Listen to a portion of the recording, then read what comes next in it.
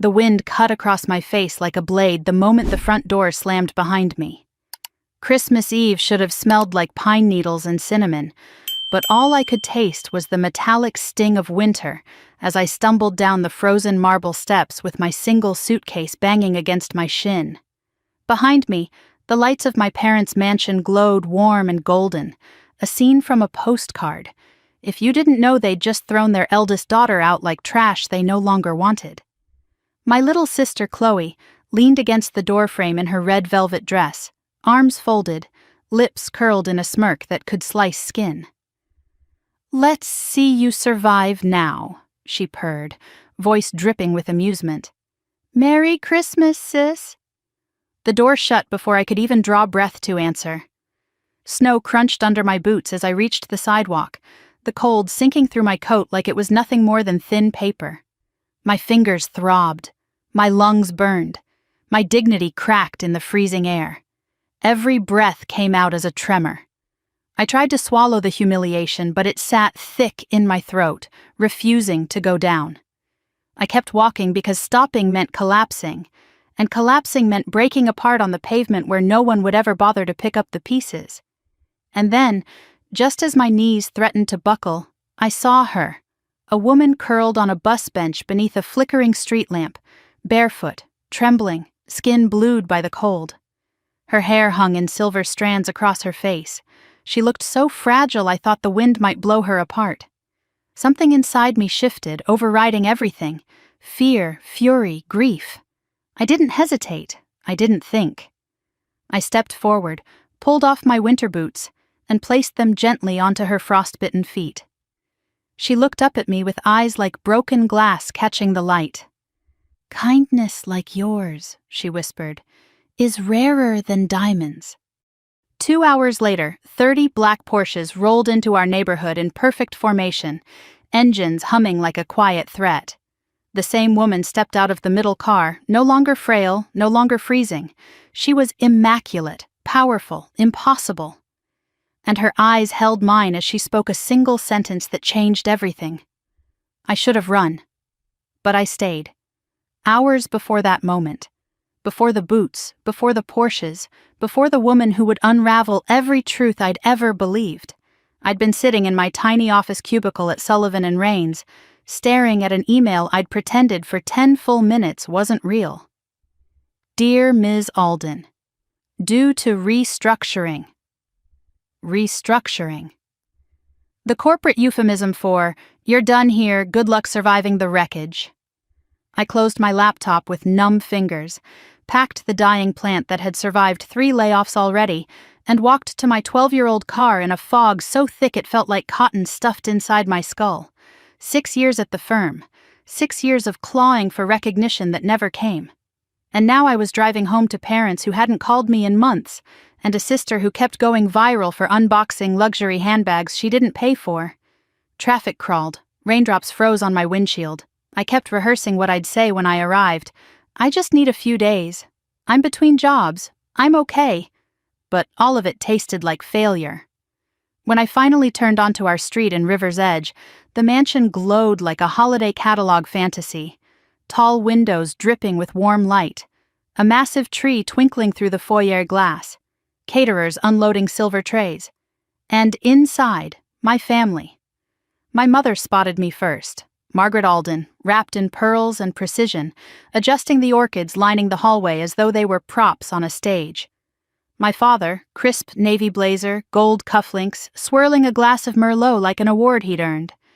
And Chloe, beautiful, cruel Chloe, twirling in a backless red dress, flashing a ring so big the chandelier reflected off it. Their laughter died the second I stepped inside. "Bad day at work," I managed, forcing a brittle smile. Chloe snorted, loud. "Another one? Wow, sis, this makes what? 4th job in 4 years?" She glanced theatrically at my mother.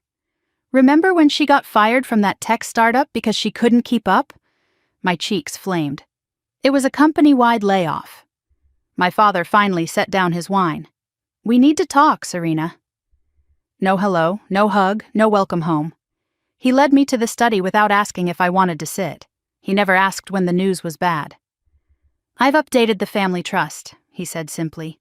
"Your sister is the sole beneficiary now."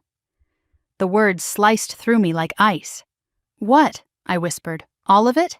You're cutting me out?" "You're 32, he said. "It's time you learned to stand on your own." My mother looked anywhere but at me.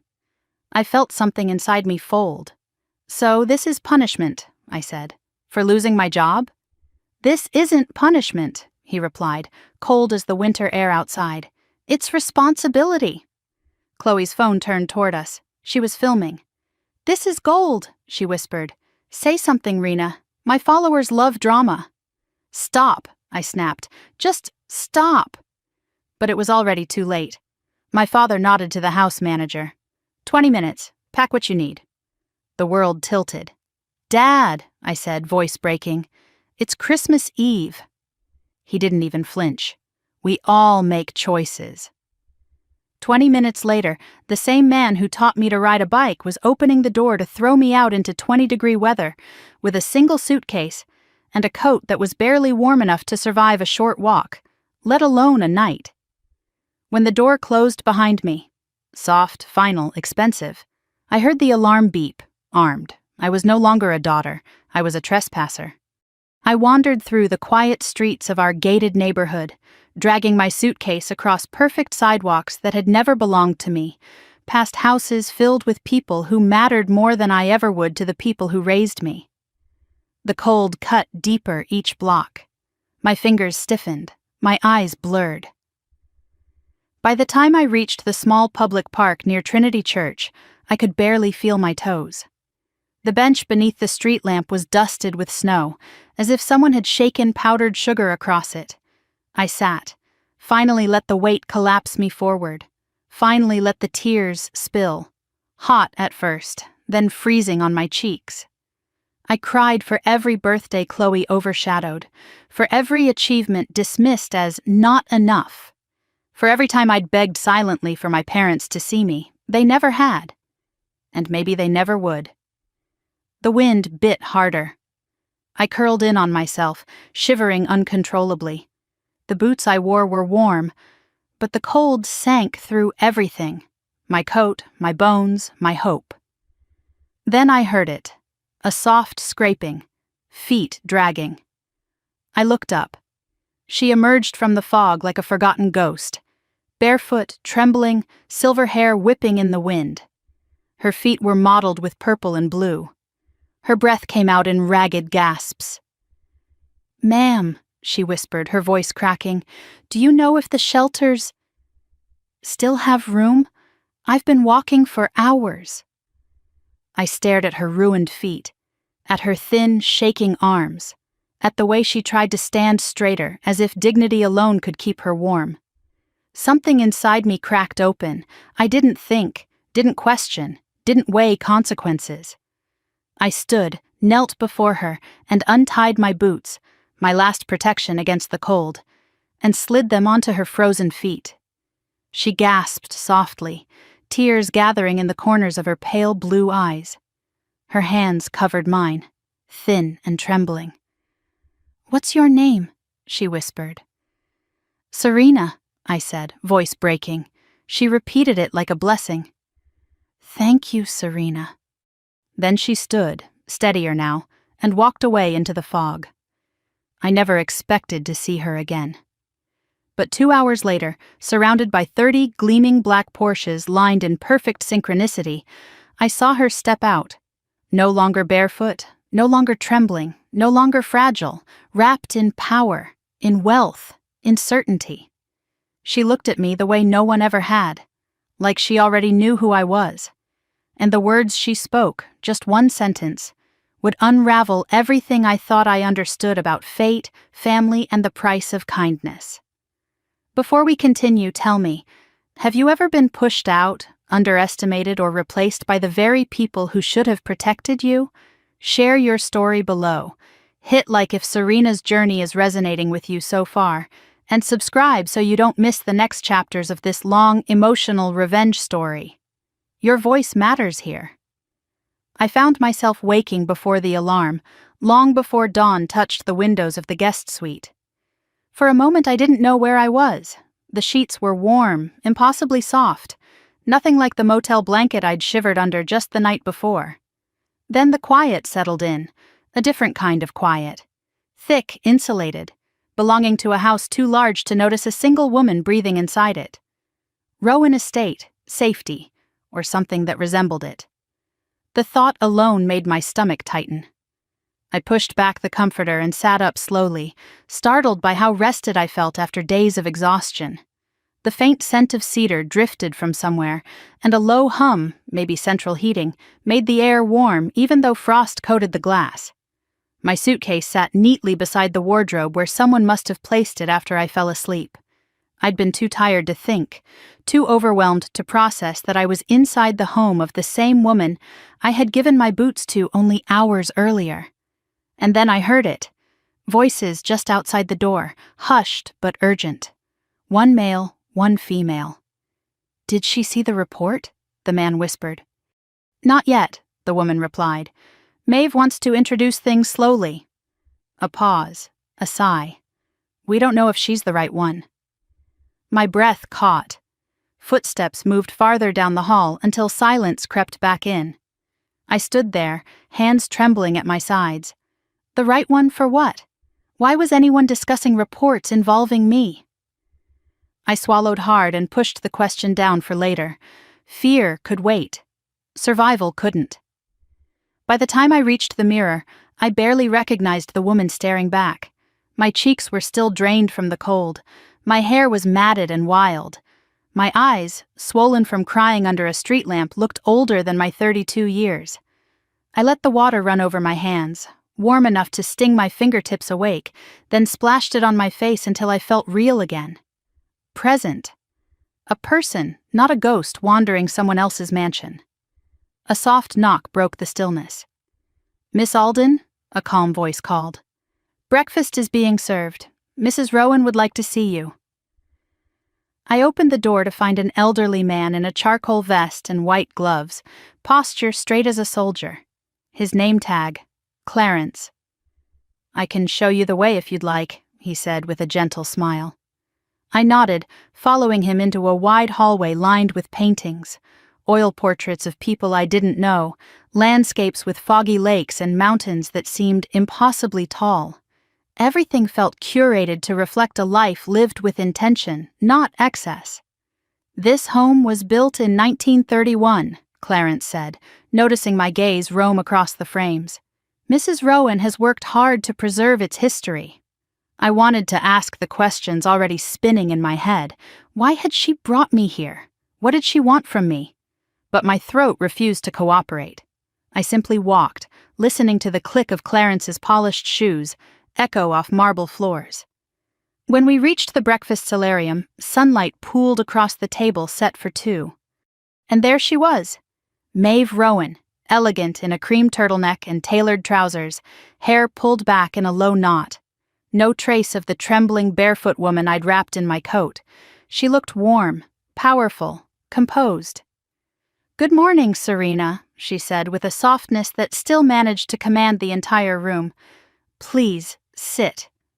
I lowered myself into the chair across from her, trying to ignore how out of place I felt among the porcelain, china, and silver cutlery. "Did you sleep?" she asked. "Yes," I said honestly. "Better than I expected." She smiled faintly. "People often sleep well in this house.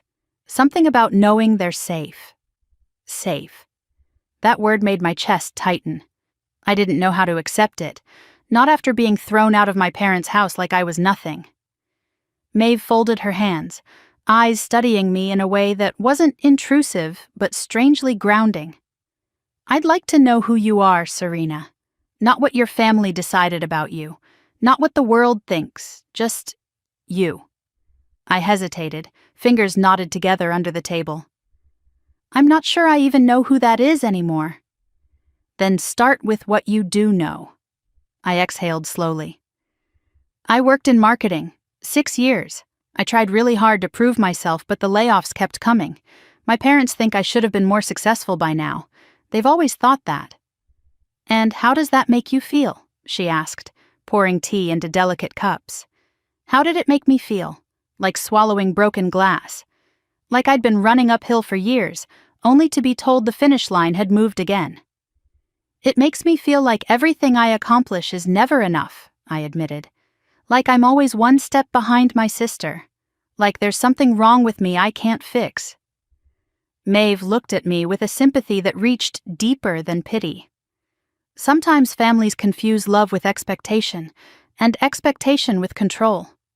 Her words sank in, warm and painful at the same time. After breakfast, she rose gracefully. "There's something I'd like you to see." Clarence guided us to the library, a cavernous room lined with books that climbed 2 stories high, reached only by golden rolling ladders. Sunlight filtered through stained glass windows, painting the floor in soft blues and greens. Maeve walked toward a glass display case at the center of the room. Inside was a leather-bound folder. "This," she said, "is the beginning of your evaluation." "My evaluation?" My voice cracked slightly. She nodded. "If you choose to stay, I will offer you a 6-month apprenticeship within my foundation." I blinked. "Why me? You don't even know me." "I know what I saw," she said simply. "A woman with nothing left, who still chose kindness over fear. Kindness without an audience. That's rare." My cheeks warmed. I didn't know how to respond, so I stayed quiet. "This program is rigorous," she continued. "Leadership training, project management, financial ethics, community site work. You will be challenged, tested, sometimes pushed to limits you didn't know existed." "Are you sure I'm qualified?" "No," she said, smiling softly. "And that's the point. Potential often hides in people who think they lack it." For a moment I felt something flicker inside me. Hope, maybe, or the faintest belief that I wasn't a complete disappointment. Maeve handed me the leather folder. It felt heavy, a weight far beyond paper.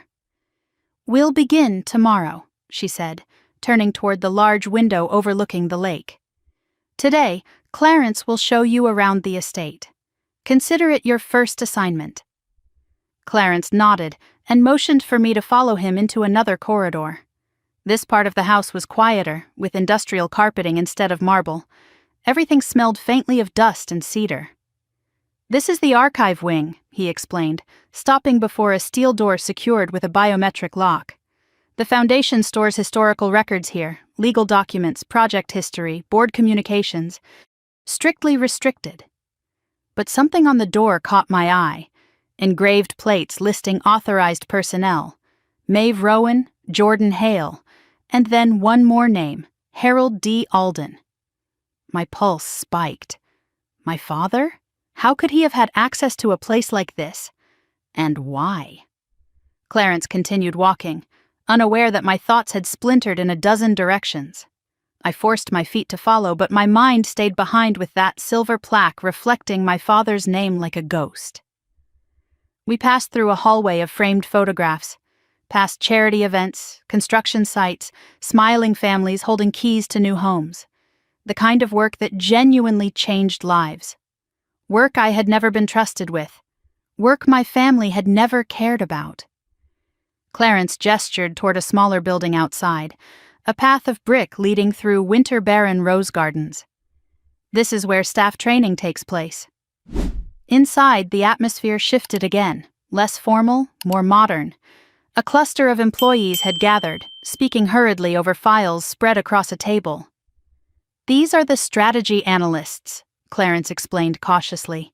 "They're working through a disagreement on funding allocations." A brunette woman looked up. "Clarence, thank God, we need another opinion." Before he could protest, she locked eyes with me. "Or maybe she can help." "Oh, no, I'm not," I started, but she pushed a file into my hands. "Mason thinks we should fast-track the shelter funding," she said. "I think there's risk of misuse. What do you see?" I scanned the documents, heart pounding, numbers blurred together. I didn't know these people. I didn't know their systems. But I did know one thing.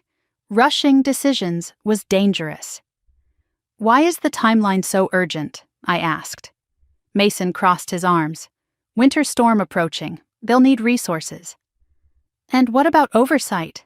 I countered gently. Are you comfortable releasing funds without reviewing vendor history? He hesitated. The brunette smirked. Exactly what I said. Clarence cleared his throat. Mrs. Rowan wanted her to observe, not intervene. But the room had shifted. People were watching me differently, as if surprised someone like me, someone barely holding her life together, could speak with logic. I handed the files back. I just think both urgency and accountability matter. That's all. As we left, I could still feel their eyes following me. Outside, cold wind swept across my face. I pulled my coat tighter, my new coat, not the one I'd given away, and inhaled slowly. You handled that well, Clarence said. I wasn't trying to. My mouth just moved.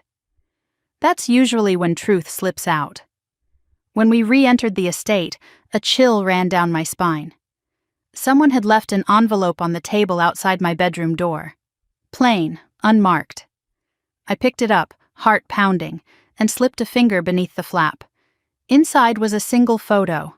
Me, maybe 8 years old, standing in front of a construction site sign that read, Alden Heritage Homes. Written across the bottom, in slanted handwriting, you were never supposed to know. My breath froze. The hallway seemed to tilt. I whipped around, but no one stood there. Just shadows stretching across the walls. Somewhere deeper in the house, a door clicked shut. And for the first time since arriving at Rowan Estate, I realized I wasn't just being helped. I was being watched. The first thing I noticed when I woke was the silence. Not the uneasy silence of a motel at dawn, or the suffocating silence of my parents' house. This was different.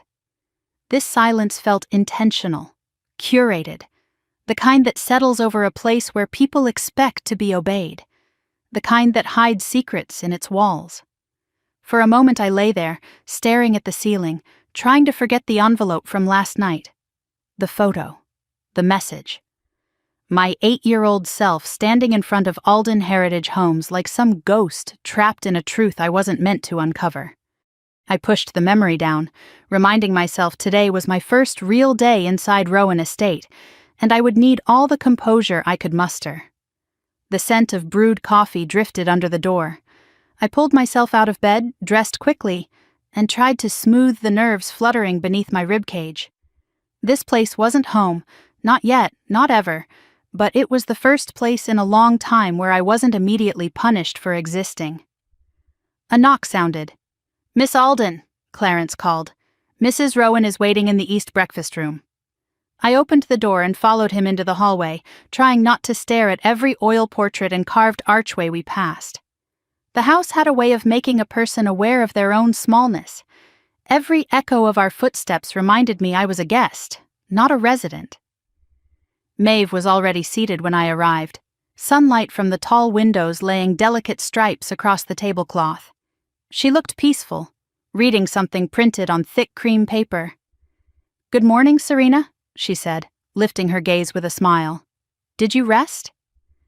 After some effort, I replied honestly. Her expression softened. This house can be overwhelming when you're not used to it. Overwhelming wasn't the word I would have chosen, but I didn't correct her. She gestured toward the chair across from her, and I sat, finding comfort in the warmth from a cup of jasmine tea someone had placed beside my plate. We'll begin your orientation today, she said. But first, tell me how you're feeling. Feeling. That word again. People like my parents never cared how I felt. They only cared how I reflected on them. I'm processing, I said, trying to understand why I'm here. Maeve regarded me for a long breath. You're here because I saw truth in you, the kind of truth that appears only when no one is watching. I shifted uncomfortably, unsure what to do with the praise. She took a sip of tea. After breakfast, I'd like to walk you through what your next 6 months could look like. Could? I echoed. Yes, nothing here is forced. This is an invitation, not a command. That alone made my throat tighten. How different it felt to be offered a choice. When we finished, She led me through a corridor lined with stained glass windows and into the estate's grand library. My breath caught for a second. Books stretched upward across 2 floors, ladders on rails, sunlight making soft patterns of ruby and sapphire across the hardwood. "This," she said, "is where most apprentices spend their first week, learning history, understanding context, knowing what came before them." I walked slowly past the tables and shelves, fingertips grazing the polished wood. "What am I apprenticing for?" I finally asked. Maeve smiled faintly. "Leadership within the Rowan Foundation. And perhaps something more, if you're willing to earn it." The idea of leadership, a word I'd never associated with myself, felt too large to hold. Before I could respond, someone entered from the other side of the room. Jordan Hale. I recognized her immediately from the night before, a tall, sharp-featured woman with a posture so perfect it bordered on intimidating. She wore a charcoal blazer and held a digital tablet like it was a weapon. "Jordan will guide you through your initial steps," Maeve said. "Try not to be frightened. She appears severe, but only when awake." Jordan did not smile at the joke. Instead, she studied me with cool assessment, as though she were scanning for weaknesses. "Good to meet you, Miss Alden," she said. "Please sign these." She handed me a stack of documents, confidentiality agreements, residency rules, privacy clauses, and something labeled ethical compliance for apprenticeship candidates. The stack felt heavier than it looked. "What exactly am I agreeing to?" I asked. Jordan's eyebrow lifted. "To behave with integrity and judgment. Characteristics, Mrs. Rowan believes you possess." It was subtle, but I heard the doubt beneath her tone. I signed my name at the bottom of every page. My signature looked smaller than usual. "Follow me," Jordan said, turning pivot sharp on her heel. We passed through a quieter wing of the house, where modern glass panels replaced older architecture. The air smelled faintly of stone and winter berries. Jordan tapped her badge against a security panel, and a door unlocked with a soft hiss. "This," she said, stepping aside, "is the strategy room." Inside, a long table stretched across the center, walls covered in digital screens displaying charts, maps, and timelines. 2 analysts were already mid-argument. "I'm telling you," one said, jabbing at a spreadsheet, "if we allocate more to the Northern District now, we'll risk shortfall by spring." The other shook her head.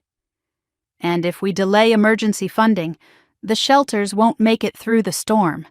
We can't gamble on hypothetical deficits." Their voices snapped through the room like breaking glass.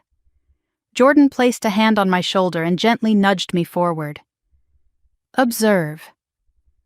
I stood quietly, absorbing the tension.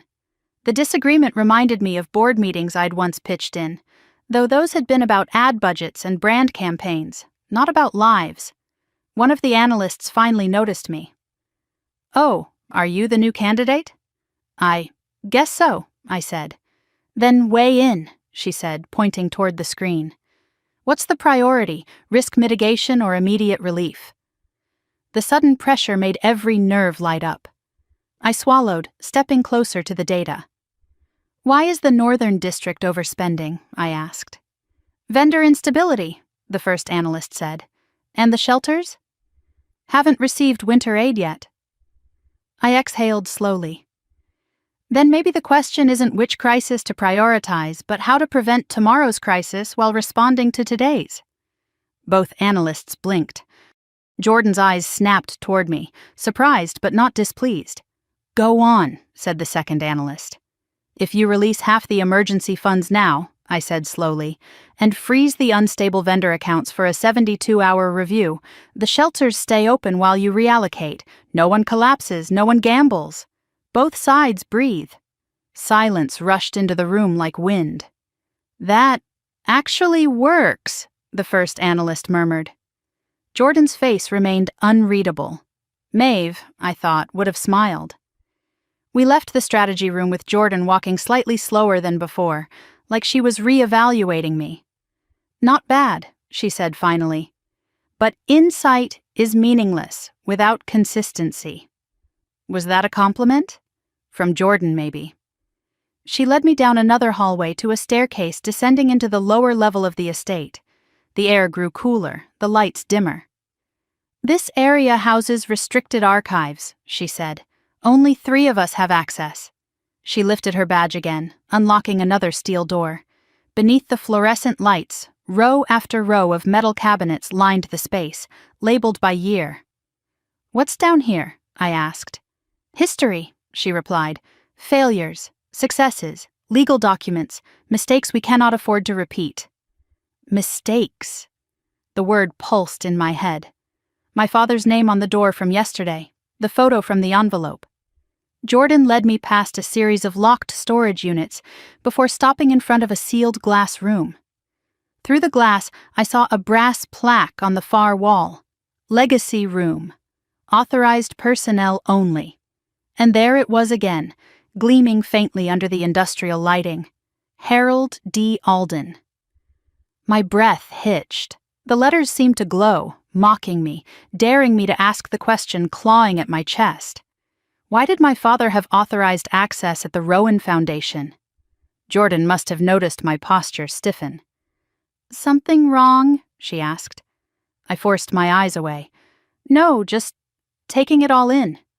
She studied me too long, as if she sensed a crack she couldn't yet identify. After the archives, Clarence met me outside to escort me to the training center on the east side of the property. Today, he said, would include exercises in situational reasoning, whatever that meant. Inside the modest building, I found a small cafeteria where staff were having lunch. The air smelled of roasted vegetables and rosemary bread. Several employees looked up as I entered, curiosity thick in the air. A man at the corner table spoke first. You must be the new apprentice candidate. I guess word travels fast, I said awkwardly. He chuckled. Mrs. Rowan doesn't bring just anyone in here. You've already caused quite a stir. A stir? I didn't know whether to feel proud or terrified. Clarence motioned toward a table. Sit, eat. You'll need your strength. I sat with a plate of soup and bread while 2 employees continued a tense conversation nearby. I'm telling you the data projection won't hold, a woman insisted. If we approve grants before verifying the new census numbers, we risk overspending by summer. It's winter now, her colleague snapped. People need heat. They need food. We can fix the projections later. The projections determine survival. The survival is happening right now. The argument escalated until both turned to me in exasperation. What would you do? The man demanded. Since apparently you're the prodigy Mrs. Rowan plucked from the cold. Heat rushed to my cheeks. I'm not. But you have an opinion, the woman cut in gently. Don't you? I hesitated, looking between them. Something inside me, something quiet but solid, began to rise. I think, I said slowly, you're both trying to protect people, just in different ways.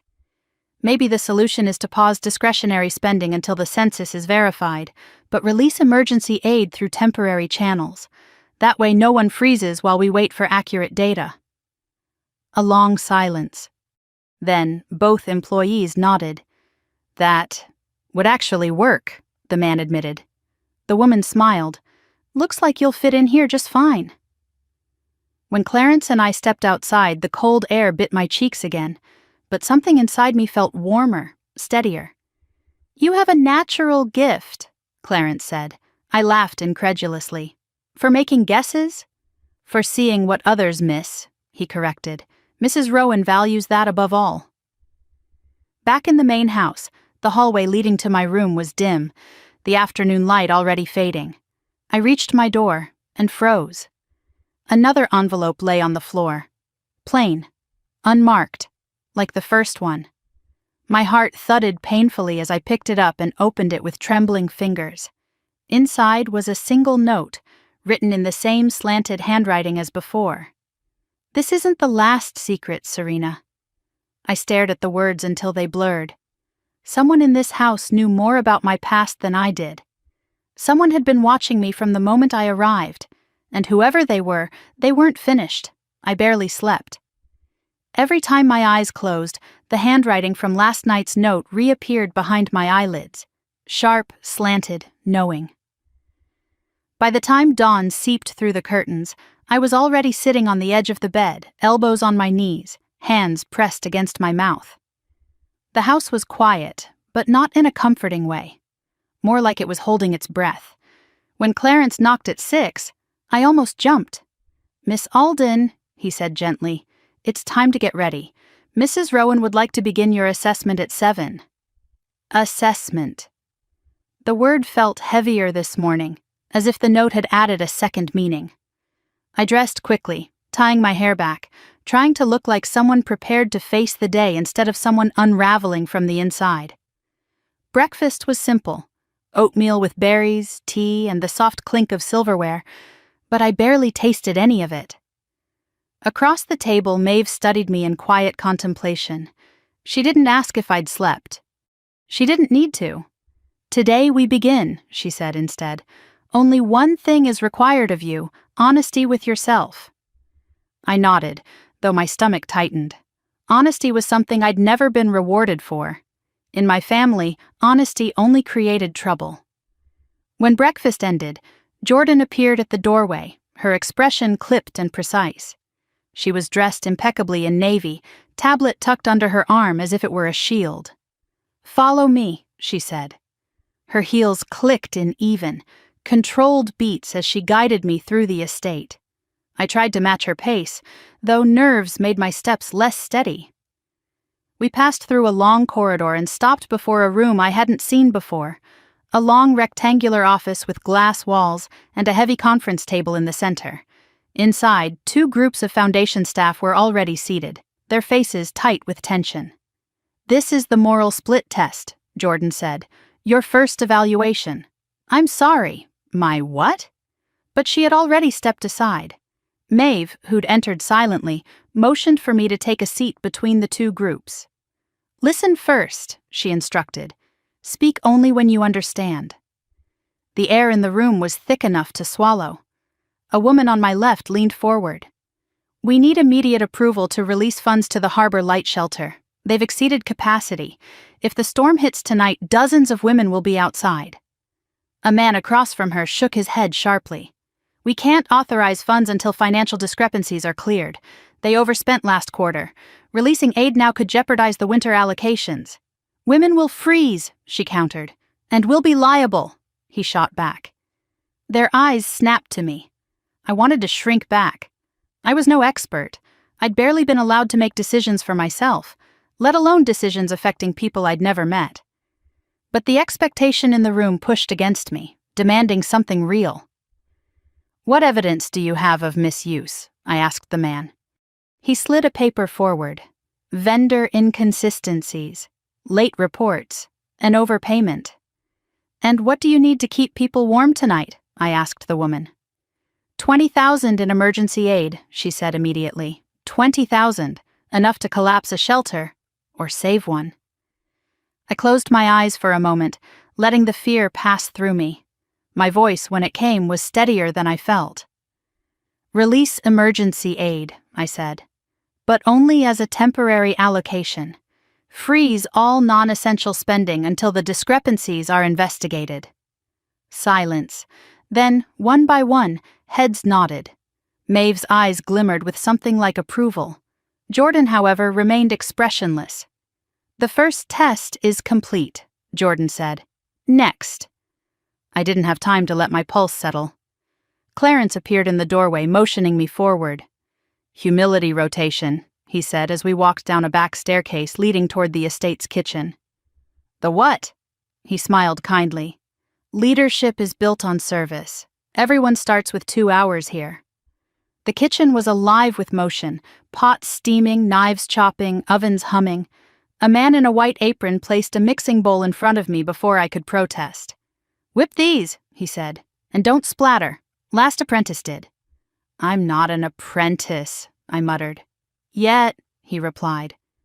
But there was something grounding about working with my hands, whipping eggs, folding dough, lining plates. No pressure to impress, no family watching for missteps. Just a task, a beginning.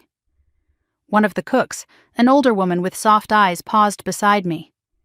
"You're the one who was out in that storm, aren't you?" I stiffened. Yes." She nodded as if she already knew the answer. "The world can be cruel, sweetheart. But the cruelest families are the ones who swear they love you while they're breaking you." My throat tightened. "How did you—" "I've lived long enough to recognize that look," she said quietly. "The look of someone who's been told she's too much and not enough at the same time." I swallowed hard. "I don't know why I'm even here." "Because someone finally saw you," she said, "not who you were taught to be." I had to blink back tears. Before I could answer, Jordan appeared in the doorway. "Time's up," she said. "Mrs. Rowan wants her next evaluation completed." The third test took place in a small conference room. A man sat at the table, fidgeting with a stapler. He wore a worn jacket and kept clearing his throat. "This is a live simulation," Jordan said quietly. "Treat it as such." The man looked up. "You the director?" "No," I said, "but I'm here to help." I submitted my application for funding," he began. "But there are questions about my paperwork. They think I changed some numbers. But I swear, I didn't mean anything wrong." I studied his face, the trembling hands, the fear he tried to hide. My father had once looked like that too, but for very different reasons. "Why did the numbers change?" I asked gently. "I copied from an older form. I thought it was the same version." His voice cracked. "Look, we house veterans, real men with nowhere else to go. If we lose our funding—" I interrupted him softly. "You're overwhelmed, and you're scared it's already too late." He nodded, eyes glassy. "I'm not here to accuse you," I said. "I'm here to fix the problem. Let's review the forms together. If there's an error, we'll correct it. But the integrity of the funding has to be protected, for you and for the people counting on you." The man's shoulders dropped in relief. Jordan's face shifted, just barely, but I saw the flicker, a glimmer of something not quite approval but not disapproval either. The moment I stepped back into the hallway, however, that softened expression vanished. "We need to talk," she said curtly. "Now." She led me into a small office overlooking the courtyard. Papers covered the desk, charts, numbers, photos of shelter openings. But Jordan wasn't looking at any of them. She was looking at me. "You impressed them today," she said, her voice clipped. "But that doesn't mean you belong here."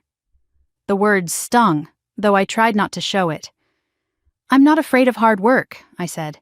"That's not the issue." Her jaw tightened. "People have come through here before with good intentions.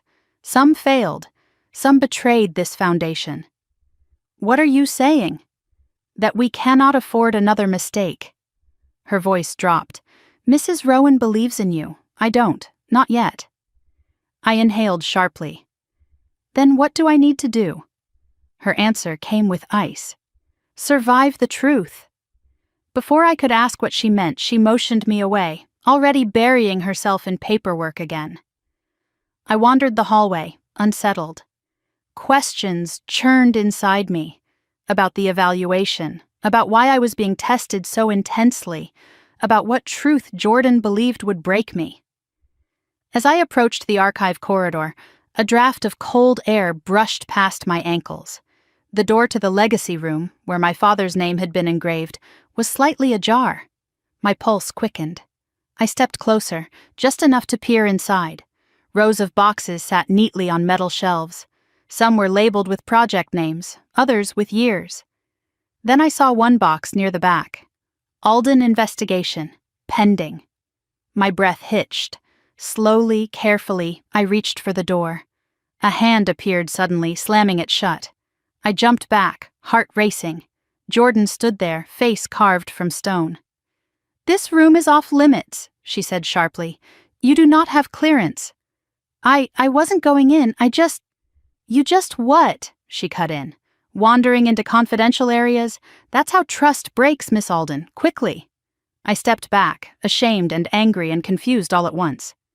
Jordan locked the door with her badge, then turned toward me, her voice low enough to sting. You're here to be evaluated, not to uncover ghosts." She strode away before I could respond. By the time I returned to my room, shadows were pooling along the baseboards. The estate, once warm, seemed colder. Too many locked rooms, too many whispered conversations. Something lay on the floor near my door. Another envelope. My stomach dropped. Hands shaking, I picked it up and opened it. Inside was a single page, no photo this time, just one sentence. "He didn't tell you the truth about that night." My heart pounded so hard I thought it might crack my ribs. Which night? What truth?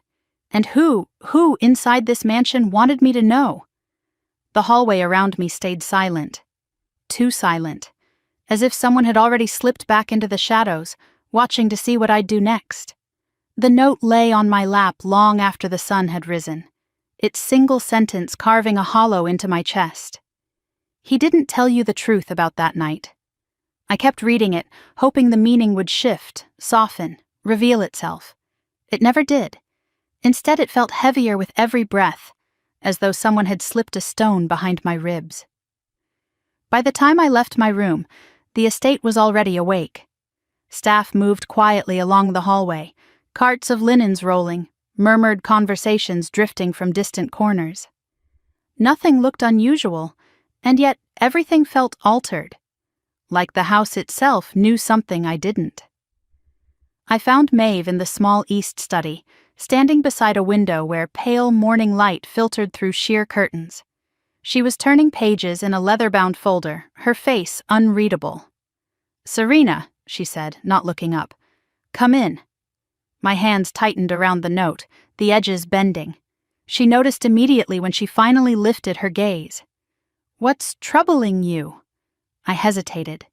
Trust was fragile here, not given freely, but required for survival. I stepped closer and placed the note on the desk between us. "I found this last night," I said. "Someone left it outside my room." Maeve picked up the paper delicately, reading the words once, twice. Something flickered across her expression, brief, but unmistakable. Recognition. "I don't know what this means," I whispered. "But I need to." She folded the note and set it aside. "There are truths," she said softly, "that arrive when a person is finally strong enough to survive them." I swallowed. And am I strong enough now?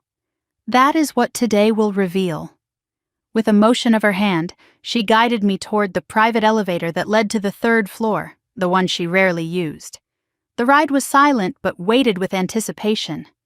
When the doors opened, we stepped into a narrow hallway bathed in warm lamplight. At the end stood a small door painted in forest green. Maeve handed me a key, a simple brass key worn at the edges. "Your past intersects with the Foundation's history more than you know," she said.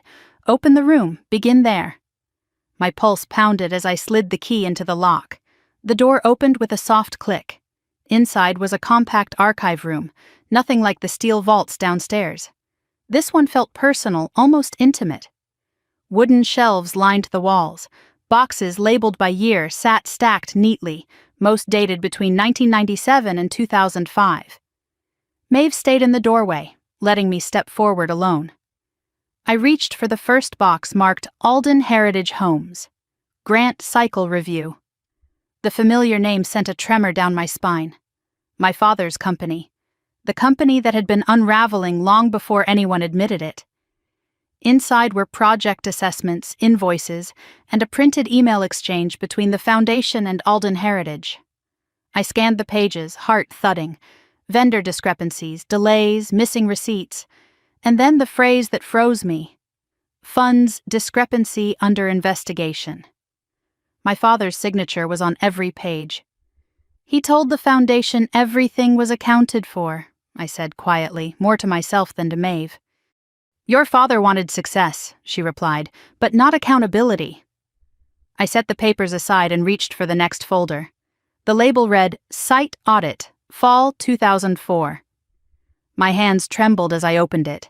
A photo slipped out, grainy but unmistakable. Me, a small version of me, standing in front of a half-built housing unit with a clipboard in my hand. My hair in two uneven pigtails. wearing a too large construction vest like it was a costume. A note in the corner read, "Child present during audit. Unusual circumstance." My breath caught. "I don't remember this." "You were 8, Maeve said. "Memories blur, or sometimes they're buried." "Why was I there?" I whispered. "Keep reading." The audit summary mentioned incomplete documentation, missing receipts, and unresolved concerns regarding record alteration. Attached was a brief narrative from the auditor, a woman named Laura Keating. I scanned the lines, each one tightening something inside my throat. Meeting terminated by Mr. Alden, raised voice, child present, mother distressed. Potential risk of exposure, altered ledgers, risk of exposure. I pressed my fingers to my temples. A faint memory flashed, shouting, my mother pulling me away from a doorway, my father's voice thundering, "She doesn't understand anything she saw." And then darkness. My mind refusing to show me the rest. "What did he alter?" I whispered.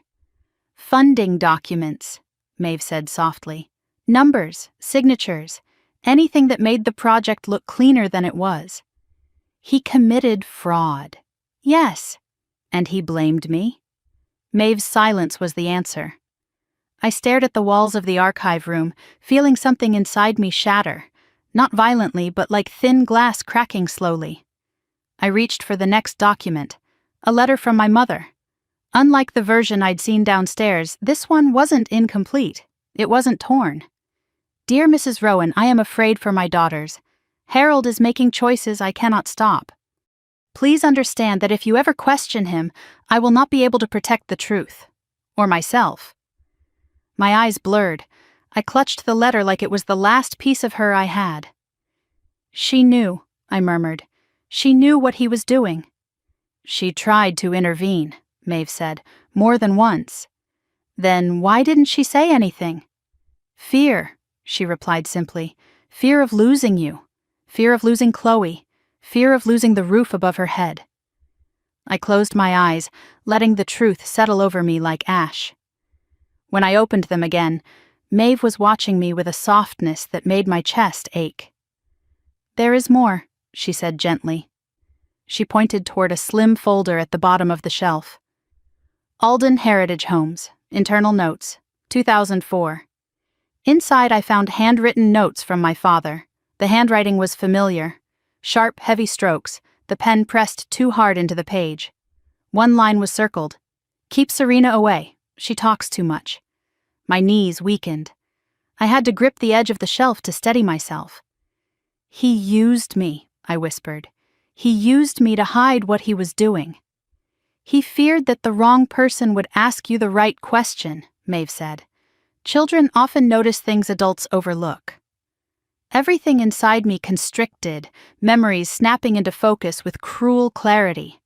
The night he yelled at me for entering his office, the day he slammed a drawer shut when I asked about the papers inside, the way he always said, "You're too curious for your own good." I breathed through the tightness, but the room felt smaller now, like the truth had filled every available space. "Why are you showing me this?" I managed. "Because you asked," Maeve said, "and because healing requires truth, not illusion." I pressed a shaking hand to my face. "I don't know how to feel." "You're not supposed to know," she said gently. "Feelings come after understanding, and you're still understanding." She stepped aside, giving me space to leave the archive room. My legs felt unsteady, but I forced them to move. Every step felt like walking through the aftermath of a storm I didn't know I'd survived. When we reached the staircase, I turned to her. "What happens now?" "That depends on you," she said. "You can choose to go further, or you can choose to stop." "And what would you choose?" She gave me a small, sad smile. "The truth never becomes less true by avoiding it." I nodded, unable to trust my own voice. Hours later, when I finally returned to my room, I barely had time to close the door before I saw her, Chloe, sitting in the armchair beside my bed. Her mascara was smeared, hair tangled, clothes wrinkled as though she'd been crying for hours. She rose slowly when she saw me. "Serena," she whispered, We need to talk." My breath halted. "I wasn't the only one Dad was afraid of," she said, voice cracking. Just like that, the floor beneath me seemed to tilt again. Another secret. Another night. Another truth waiting to unravel everything. Chloe stood when I entered, her whole body trembling as though she'd been holding herself together only by force of will. The last time I'd seen her, she'd been smirking behind her phone while I dragged a suitcase across frozen marble. Now she looked small, stripped of everything sharp. Her eyes were swollen, her cheeks blotchy, her posture unsure, like she wasn't certain I wouldn't tell her to get out. "How did you even get in here?" I asked quietly. She rubbed her hands together, gaze flicking toward the door as if expecting someone to chase her. I told security I was your sister. They called Jordan. She let me through." Her voice cracked. I think she already knew I was coming. That didn't ease the tension in my chest. If anything, it made my pulse climb higher. Jordan let her in? Why? Chloe stepped closer, but not close enough to reach me. "Serena, things are worse than you think." I crossed my arms to steady myself. "Worse in what way?" She swallowed hard, mascara gathering beneath her lashes. "Dad's being investigated by the feds, not just for the old stuff, for new things, big things. People are talking, lawyers, reporters." Tears welled. "And he's blaming you." My breath hitched. "Me?" "He says someone inside the foundation reopened the old investigation," she said shakily. "He thinks it was you. He thinks you want revenge." "I didn't reopen anything," I said, hearing the disbelief in my own voice. "I'm just trying to understand what happened." Chloe shook her head, taking another hesitant step. "Serena, he's falling apart, and Mom can barely sleep. I've never seen her like this." Her voice cracked, and suddenly she was crying in earnest. My instinct was to reach out, but years of her taunts pressed down like a warning. I stayed where I was. "What do you want from me?" I asked softly. Chloe wiped at her cheeks, leaving streaks on her skin. "I want to explain. About that night, and about what Dad told people, about you." Something cold settled at the base of my spine. "What did he tell them?" "That you were unstable," she whispered. "That you made up stories to get attention. That you caused trouble at the construction sites as a kid." She covered her mouth with her hand. "He even told Mom once that you stole documents from his office. That you," her voice broke, "that you ruined everything." A hollow opened inside me. I was 8. I couldn't ruin anything. "I know," she whispered, "but he needed someone to blame." I stared at her, the truth cutting deeper than any insult she'd ever thrown at me. My father hadn't just failed me. He'd made me the scapegoat for his crimes. The child he was supposed to protect became the shield he hid behind. "Why are you telling me this now?" I asked. Chloe's shoulders sagged. "Because I'm scared. Everything is falling apart. And Dad keeps saying he can fix it if I get you to help." The air shifted. There it was. The motive behind her tears. "You want me to intervene," I said. She nodded weakly. "Please, Serena, talk to Mrs. Rowan. Ask her to stop the investigation. Or help Dad pay the penalties. You're in her inner circle now. She listens to you." A sharp ache bloomed in my chest. "Chloe, I can't undo federal law." "But you can talk to her," she insisted. "You can make her see that Dad isn't a bad person. He just made mistakes." "Big mistakes," I said quietly. "Deliberate mistakes." Chloe flinched. "You don't understand how much pressure he was under." "Pressure doesn't excuse fraud," I replied. Her eyes widened and her tone hardened. "Are you enjoying this? Watching us fall apart? Is this payback for Christmas Eve?" My jaw clenched. "This isn't about payback. It's about the truth." She threw up her hands. "Truth doesn't matter when your family is losing everything." I took a step back, not from fear but from clarity. She wasn't here for healing. She was here because she was drowning, and she wanted to pull me in with her. I forced myself to stay calm. "I'm sorry you're scared, but I won't obstruct justice." Her mouth fell open. "So you're choosing her? This old woman you met one day over your own blood?" "I'm choosing integrity," I said softly. "Something Dad didn't choose." Chloe's face twisted. "You think you're better than us now, just because she took pity on you." "I don't think I'm better," I said, voice steady. "I'm just done being blamed for things that weren't my fault." Something in her expression snapped. Her sadness calcified into something sharp. "You'll regret this," she hissed. "You think she's rescuing you? She's using you, just like everyone else, just like Dad said." "That's not true. You don't know what she's capable of." Her voice trembled with something darker than fear. Panic. Desperation. I stepped toward her. "Chloe, who told you anything about my assessment? Or about the investigation?" She froze. A flicker of guilt crossed her face. "Dad," she whispered. "Dad has someone feeding him information."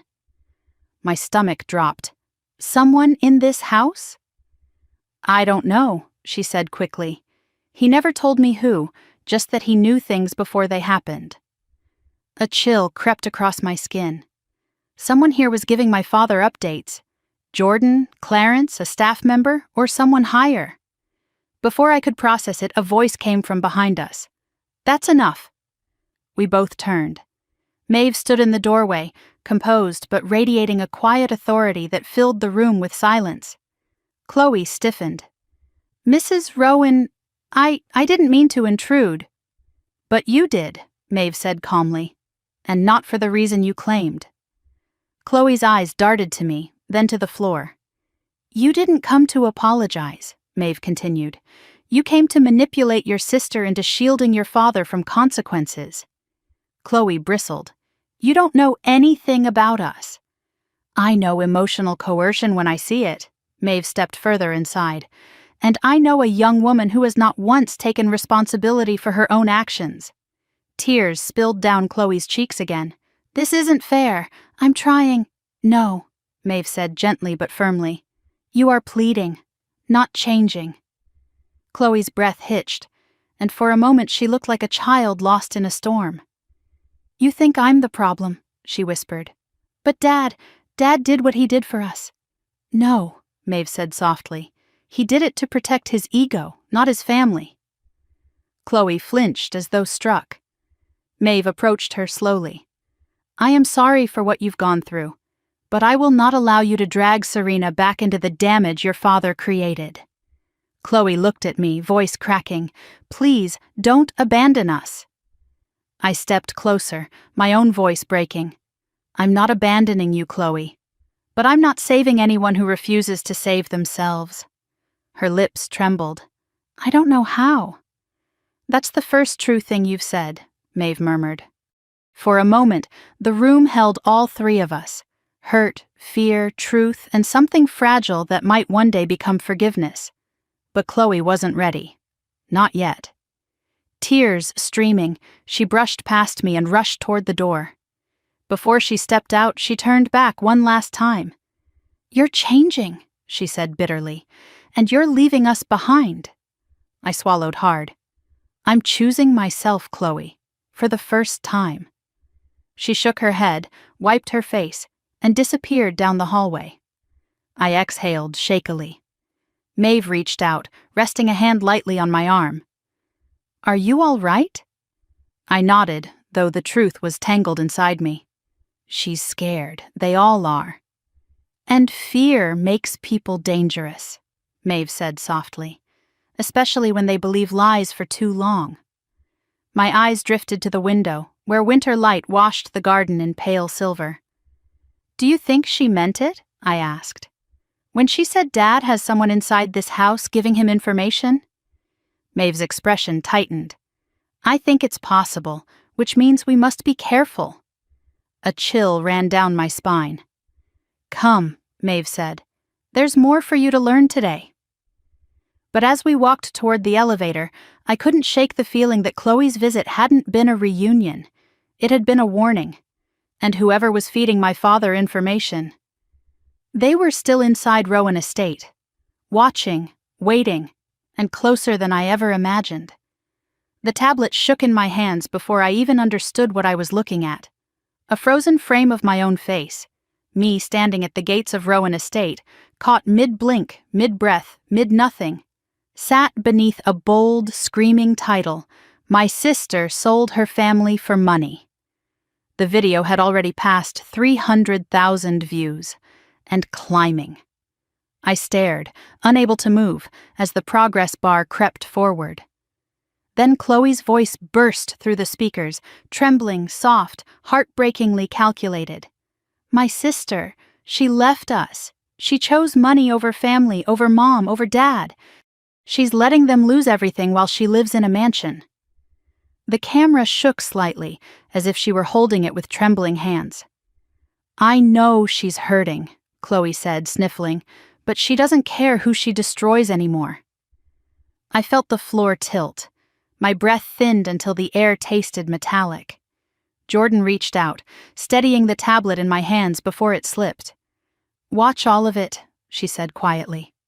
Chloe continued, tears tracking down her cheeks as she angled the camera to reveal the outside of the estate where she had stood just an hour before meeting me. "She's changed," Melanie whispered dramatically. "This place got inside her head. They turned her against us." Then the edit cut abruptly, to me walking beside Clarence earlier that morning. She must have filmed it from behind a tree or a parked car. The angle made it look like I was ignoring him, chin high, aloof. "She won't even look at me," Chloe said. "She won't help us keep our home. She wants Dad punished." It cut again.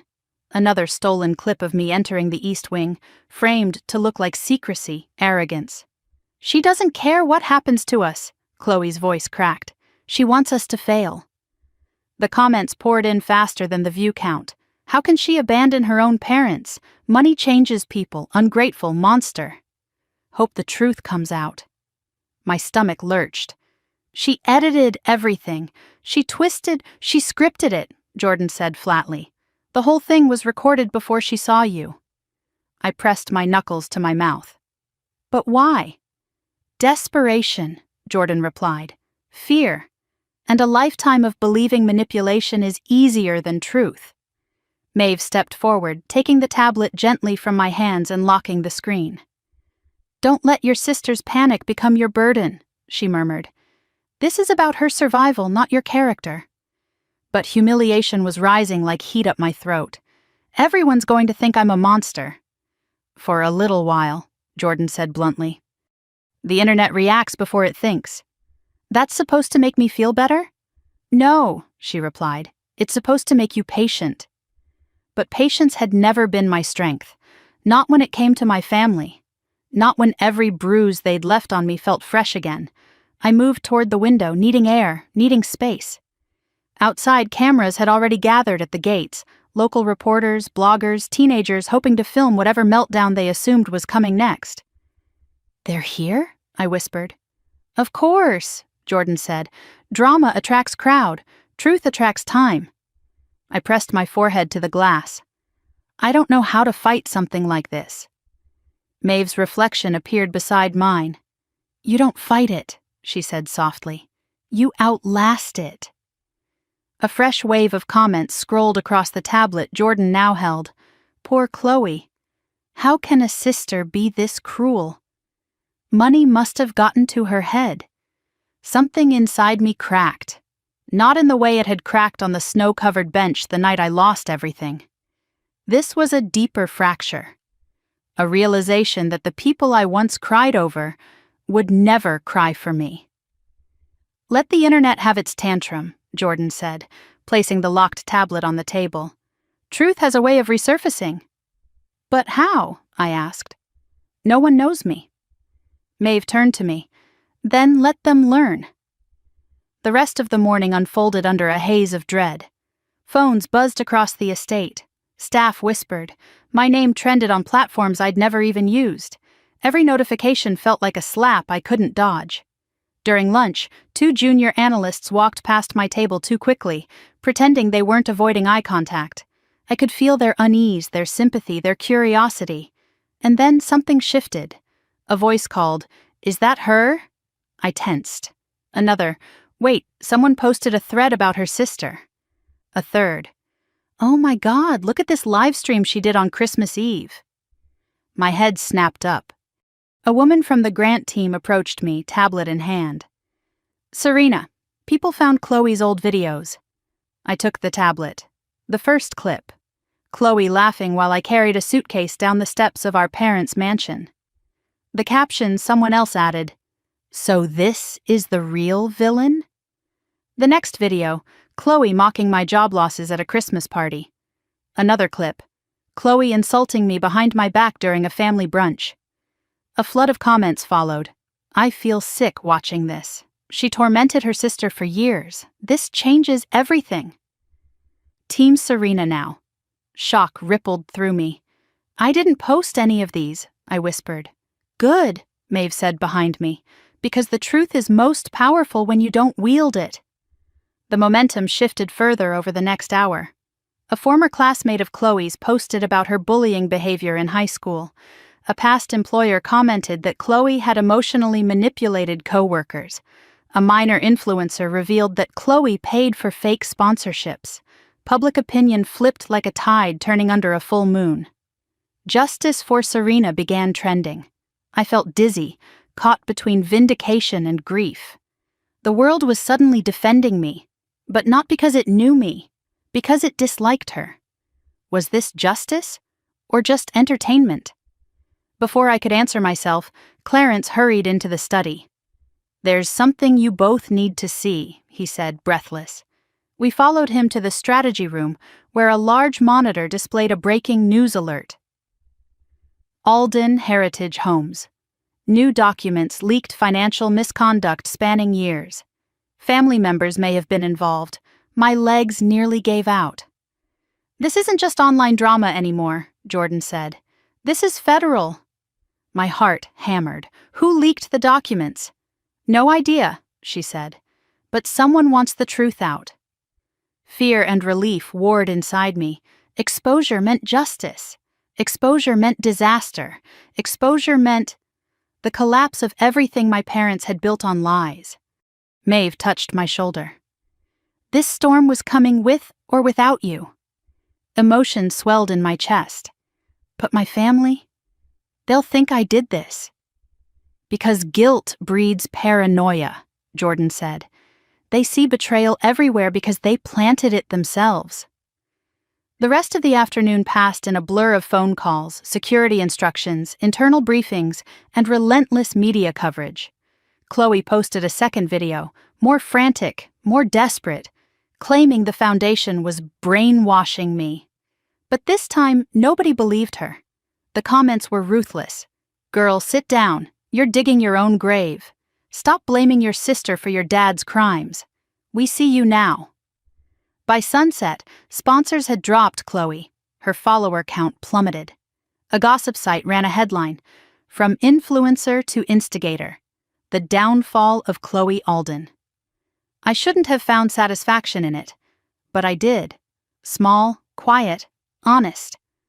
When night fell, I found myself alone on the balcony outside my room, wrapped in a shawl, watching the lights from the gate flash as reporters shouted into cameras.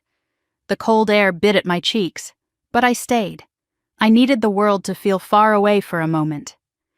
Jordan joined me, stepping onto the stone tiles with careful precision. You handled today better than most people would, she said. I didn't do anything. You didn't break, she corrected. I leaned against the railing. Is this what leadership looks like, being hated by strangers for things you didn't do? Sometimes, she said, but leadership is also choosing not to crumble when people demand that you do. The wind shifted, carrying the faint sound of chanting from beyond the gates. My name, over and over, not in anger now, in support. I never asked for this, I whispered. No one ever asks for real growth, Jordan replied. It arrives, often violently. I turned to her, surprised by the softness in her eyes. Mrs. Rowan believes in you, she said. Whether or not I do doesn't matter yet. Yet? I asked. A ghost of a smile touched her lips. We'll see. Before I could respond, my phone buzzed. A message from an unknown number. Dad's under federal investigation. Mom is panicking. Come home, please. The sender, Chloe. A tremor passed through me. The city might have started listening to the truth, but my family was beginning to drown in it, and they weren't done pulling on me yet. I let the phone screen dim, my breath clouding the cold night air. Tomorrow would be worse. Tomorrow, I would have to face the fall of the Alden family. But tonight, I finally understood something. The truth wasn't destroying me, it was setting me free. The conference room felt colder than usual, as if someone had lowered the temperature to keep everyone sharp.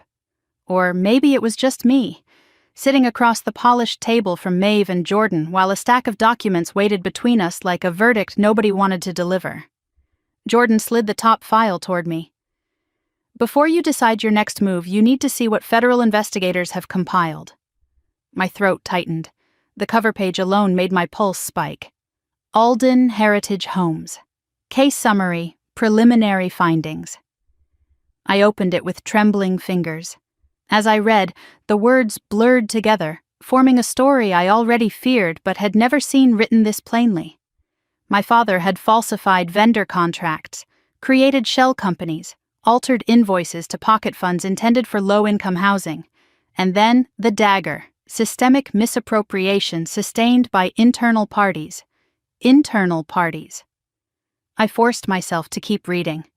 Multiple individuals within Alden Heritage Homes and affiliated organizations participated knowingly, including key administrative staff and outside contractors.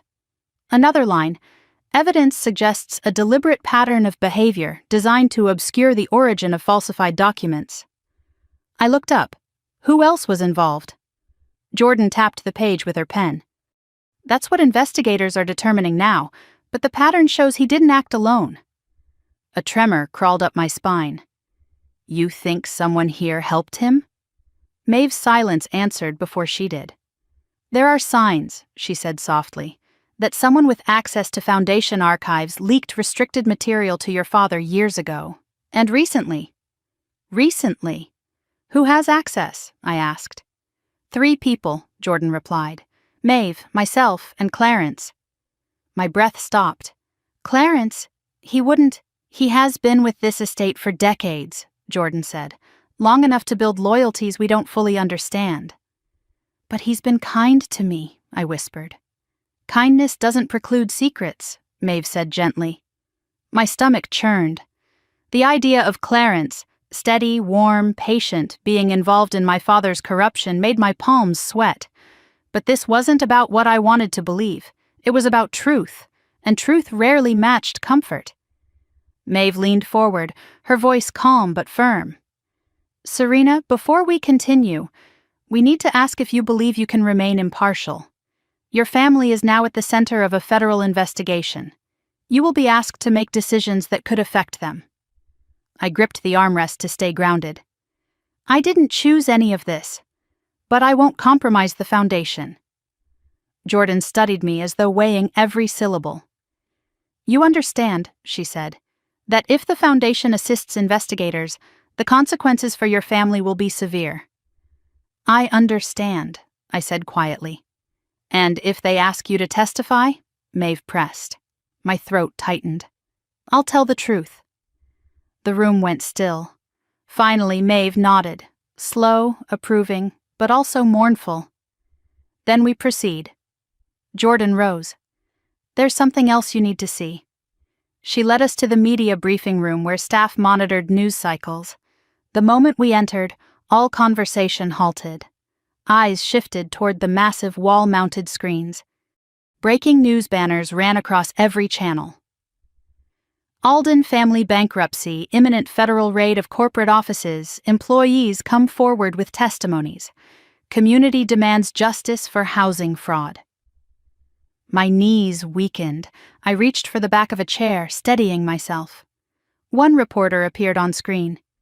Sources confirm that financial irregularities extend beyond corporate structures and may involve family-held accounts. Family-held accounts. I felt sick. A woman beside Jordan muted the screen, turning to me with cautious empathy. "This is a crisis, but community impact comes first. You know that." I nodded mechanically, but the words hit a vulnerable part of me, the place that still hoped my family might change, might grow, might admit what they had done. Before I could think more, Maeve touched my arm. "Come with me." She guided me toward her private office at the far end of the hall. When she closed the door behind us, the bustling noise of the foundation vanished. "You are at a crossroads, Serena," she said. "Your heart is divided. You want justice, but you want your family safe." "I don't want them safe from consequences," I said. I never wanted to be the reason their lives collapsed." "You're not," she said firmly. "Their actions built the collapse, not your integrity." Her voice steadied me. Only Maeve could tether me with so few words. Before I could respond, her desk phone buzzed. She answered, listened, then looked at me with an expression I couldn't decipher. "They're here," she said. "Who?" She exhaled. "Your parents." My breath hitched. "Here? At the foundation." "They're waiting downstairs." I felt the floor tilt beneath me. Images of Christmas Eve slammed through my mind. The suitcase, the cold, the door closing behind me while Chloe laughed. Why were they here? I nodded, swallowing the panic building inside me. When we reached the lobby, I froze. My parents stood near the glass doors, but they were nothing like the immaculate people who had thrown me out weeks ago. My mother's hair was unbrushed. Her coat hung unevenly from her shoulders. Her eyes were red-rimmed. My father, once polished, commanding, looked hollow, his jaw unshaven, his posture slumped, his confidence gone. He wasn't the man who had disinherited me. He looked like someone who had already lost everything. He stepped forward. "Serena." His voice cracked. I didn't answer. He swallowed. We need help." My chest tightened painfully. Not because he asked, but because he seemed incapable of saying anything else. My mother grasped my hands. "We didn't know what he was doing," she whispered. "I swear, Serena, I didn't know." But I had seen the letters she wrote, the fear, the warnings. She had known enough. "We're losing the house," she continued. "The accounts are frozen. We have nowhere to go. Please, please don't let them take everything." My father stared at me, face pale. "You have influence here. Speak to them. Make this go away." I stepped back. "I can't." "You won't," he said sharply, anger flickering through his exhaustion. "I won't obstruct justice," I said quietly. My mother began to sob. My father's face contorted, shame, fury, disbelief twisting together. "This is your revenge," he spat. "You always wanted to ruin us." The words struck me harder than any physical blow. Maeve stepped between us. "Mr. and Mrs. Alden, this conversation is over." But my father wasn't finished. "You'll regret this, Serena," he growled. "Family is blood. Blood remembers." Maeve's eyes hardened. "Security." 2 guards approached. My mother reached for me desperately. "Serena, please." Her voice broke completely as the guards gently guided them toward the doors. I didn't move. Not even when my father shouted my name. Not even when my mother collapsed into tears. Not even when the glass doors closed behind them. The silence afterward was suffocating. I felt hollow, shaking, unable to breathe. Maeve touched my back lightly.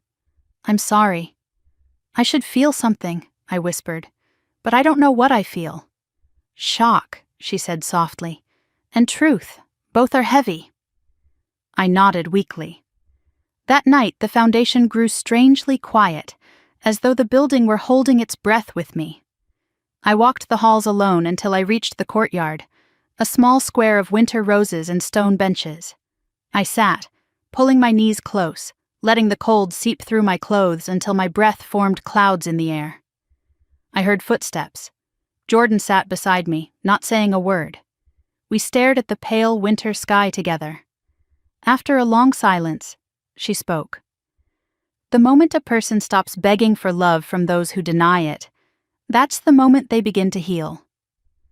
I closed my eyes. I don't know how to heal, I said. You don't have to know, she replied. You just have to stop bleeding for people who never tried to stop the wound. A tear slid down my cheek before I could stop it, and for the first time since Christmas Eve, I let myself cry, not for what I lost, but for what I was finally learning to let go. Tomorrow would bring fallout, investigations, consequences, choices. But tonight, for the first time in my life, I wasn't drowning in my family's sins. I was surfacing. The storm hit just after dawn, a hard, rattling rain that clung to the windows of my suite like stubborn ghosts. I stood at the glass, staring at the rippling grounds below, letting the weight of the previous days settle across my shoulders. The world outside Rowan Estate felt distant, blurred by both weather and consequence. Inside, the quiet carried a different kind of heaviness, anticipation, tension, truth pressing against the walls. At 7 sharp, someone knocked on my door. "Miss Alden," Jordan's voice came through, low but firm. "It's time." I opened the door to find her already dressed in tailored black, hair smooth and severe, tablet tucked beneath her arm. She studied my face for a long moment. "Are you ready for today's responsibilities?" she asked. "I don't know," I said honestly, "but I'm here." She gave the smallest nod approval or acknowledgement, I couldn't tell. "Mrs. Rowan is in the boardroom. She wants you present for the oversight review." My stomach tightened.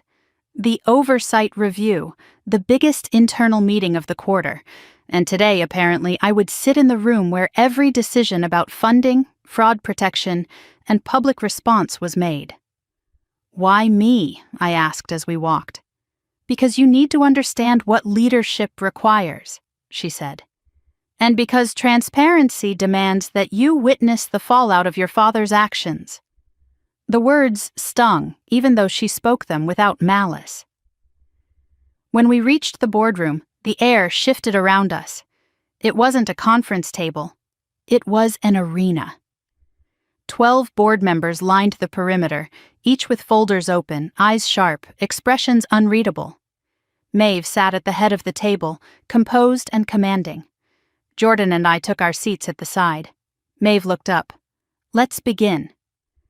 A senior analyst started the briefing, laying out red-tagged case notes that displayed a timeline of my father's fraud extending over a decade. Each revelation felt like another blow I wasn't prepared for. Misused grants, ghost vendors, laundered funds disguised as community initiatives. And then, the part that made my pulse pound hardest. Slide after slide showing internal document requests, leaked emails, and restricted notes someone had exported from inside the foundation. Someone had fed my father information. Someone here. A ripple of unease crossed the table. Maeve turned toward Jordan. "Status of the internal inquiry?" Jordan tapped her tablet. "We're examining login histories going back 5 years. So far, no anomalies with your profile or mine." "And Clarence?" one board member asked. "We're reviewing his access logs next." Something in the room shifted. A collective holding of breath. I stared at the papers in front of me, the room fading as thoughts tumbled violently. I didn't want Clarence to be involved. He'd been the first person to make me feel welcome here. He'd guided me, reassured me, given me moments of grounding when everything else felt unstable. But truth didn't bend to preference. When the meeting ended, I lingered behind as everyone filed out. Jordan stopped at the door. "You coming?" "In a minute," I said. She nodded, closing the door behind her. Silence wrapped around me. I stared at the empty chair where I'd just sat, replaying the morning. Numbers, signatures, the cold certainty of fraud. But the part I couldn't escape was the image of Clarence's name on the authorized access list in the archives, and the envelope notes. Had he placed them? Did he know something? Or was someone framing him? I pressed my hands to my face, letting the ache pulse through my fingertips. Behind me, footsteps sounded softly. "Maeve." "I know this was difficult to sit through," she said, but you handled it with more composure than many seasoned executives." "That's not how it felt," I murmured. She stepped beside me, her presence steady, grounding. "Your family's collapse is not your failure." "Then why does it feel like it is?" "Because guilt is a habit," she said gently, "one that abusers train into their children so they can stay unseen." My breath caught. "Is that what you think my father did? Make me responsible for his mistakes?" "I think he taught you to absorb blame before anyone asked for it." Her words opened something raw inside me. She rested her hand lightly on my arm. "Come, there is more to do today. You're shadowing me for the afternoon." The next few hours blurred into movement. Site reports, grant evaluations, back-to-back conversations with department heads. Every time I stumbled, Maeve caught me with a question or a nod that told me to keep going. Every time I doubted myself, she pointed out quietly where I'd shown insight, but even her presence couldn't quiet the ache building in my chest. By late afternoon, I needed air. When the brief break came, I slipped outside into the courtyard. The storm had finally softened into a slow drizzle. I walked along the stone path, letting raindrops cling to my hair and shoulders. The roses, though half-wilted from winter, held tiny beads of water like jewels. "Miss Alden?" I turned. Clarence stood beneath the archway, holding a black umbrella. He looked older than usual, tired, but his smile was gentle. "You'll freeze," he said, stepping toward me. "Take the umbrella." I hesitated before accepting it. "Thanks." He studied my face. "Hard day?" I let out a shaky breath. "That obvious?" "Only to someone who has seen many difficult days." I nodded, unsure what to say. He continued softly. "Your father's actions have put you in an impossible position, but you're handling yourself with grace." Something twisted in my chest. "Clarence, there's something I need to ask you." His expression flickered. Concern, curiosity, maybe a hint of apprehension. "What is it?" I swallowed hard. "Did you ever share Foundation documents with my father?" A long silence. Raindrops flecked his glasses. "Serena," he said gently, "I have worked for Mrs. Rowan for 32 years. I've seen countless families come and go, donors, partners, leaders, but I have never given confidential material to anyone without authorization." Relief washed through me so quickly it almost made me dizzy. "I had to ask," I whispered. "Of course you did." His voice held no defensiveness, only understanding. "And I don't blame you." He paused, then added, "But I believe someone wants you to." My breath caught. "What do you mean?" "Someone is planting seeds, notes, doubt. They want you to question everyone around you." A chill curled down my spine. "Do you know who?" "No," he said, "but I know this. Your father wasn't the only one who benefited from the Foundation's collapse. Others gain when trust fractures." His words echoed in my chest long after he left. That evening, as I walked back inside, Jordan intercepted me in the hallway. "Come with me," she said sharply. "Now." She led me to the security office, a tight, windowless room filled with screens displaying camera feeds across the estate. One screen was frozen on a paused frame. "Look at this," she said.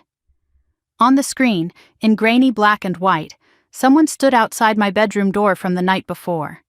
The figure wore a hood, dark clothes. Their face was angled away, but their posture, something about it was familiar. They slipped a small envelope under the door, then looked down the hallway, then walked away. I felt my stomach drop. "Can we enhance it?" "We did," she said. "Watch." She pressed play. The figure moved down the hallway, toward the East Wing offices, then paused at the corner, turned their head. For a split second, the camera caught half their face, not enough to identify, just enough to unsettle. "Whoever this is," Jordan said quietly, "they know the blind spots in our camera system. They knew when to move. They knew when night staff switched rotations." "Someone who works here," I whispered. "Yes." Someone who knows me, she didn't respond. Someone who wants me scared, I added. Jordan finally met my eyes. Or someone who wants you distracted. Why would they? To undermine you, to shake you, to make you question whether you belong here. I swallowed hard. But why now? Because, she said, voice low, you're becoming important. The words shook me. Not with fear. With realization. Someone didn't want me stepping into the role Maeve was shaping me for. Someone wanted me uncertain, unstable, easier to push aside. Jordan turned off the monitor.